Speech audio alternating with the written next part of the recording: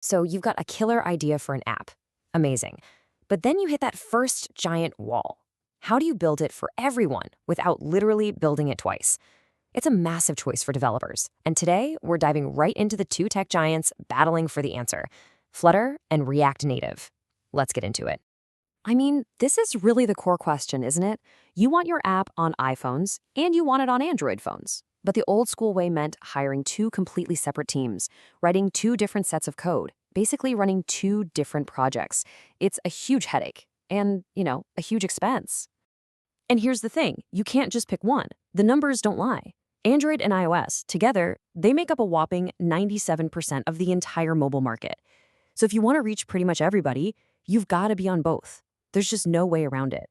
And that's the bottom line. Building native, that's the term for platform-specific, apps is a major bottleneck for companies. It can double your costs, double your development time, and double the work to maintain it all. For any business, that is a really tough pill to swallow. But what if there was a better way? Well, lucky for us, a more elegant solution did come along.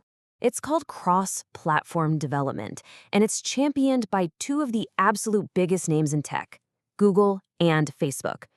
The whole idea is simple, but honestly, it's revolutionary. You write your code once, and then you deploy it everywhere. This one single code base can be used to create an app that runs beautifully on both Android and iOS. Think of all the time and money that saves. It's a game changer. And so the battle begins. Back in 2015, Facebook, now Meta, of course, fires the first big shot. They release React Native. And it was clever, right? They leveraged JavaScript, which was already the language of the web. Then, just a couple years later, Google jumps into the ring with Flutter, a whole new toolkit built around its own programming language, Dart. So let's do a quick flyby. On one side, you have React Native. It takes your JavaScript code and basically acts as a translator, telling the phone to use its own native buttons and menus, the stuff you're already used to seeing. Flutter, though, it takes a totally different path. It comes with its own set of UI pieces, or widgets, and it pretty much draws its own interface right onto the screen. This is a really important difference, and we're going to unpack it. Okay, so let's get a little more technical and see how this all actually works under the hood. The real magic, and frankly, the biggest point of debate between developers, is how each of these frameworks talks to the phone.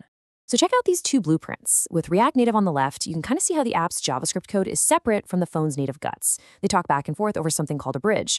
But then look at Flutter on the right, it's a different story. It bundles everything it needs together and talks way more directly to the phone's screen and services. It doesn't need that constant translation.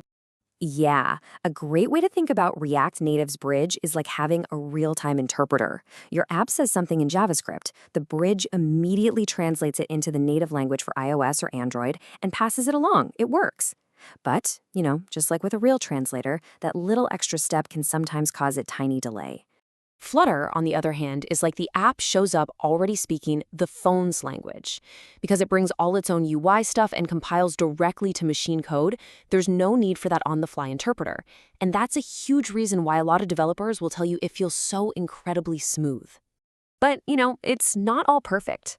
Both of these frameworks run into a pretty common challenge. How do you get to the phone's deep-down core hardware features when you're working with just one codebase? And these are some of the big ones. We're talking about things like the camera, Bluetooth, all the little sensors inside. A generic code language doesn't automatically know how to control those. Same thing with playing media or digging into the phone's files. And another thing, when Apple or Google drops a big new OS update with cool new features, these frameworks can sometimes take a little while to catch up. And this is where the community comes in to save the day. Both React Native and Flutter have these massive, incredible communities of developers building plugins and libraries to solve exactly these problems. You need to use the phone's camera? Guess what? There's a library for that. Need Bluetooth? There's a plugin for that. This whole ecosystem is absolutely critical to what makes these frameworks so powerful. So after all of that, which one should you actually choose? Well, there's no single right answer for everyone, but we can break down the decision based on what you and your project really need. This little table really helps break down the main trade-offs. A lot of the time, the choice boils down to this.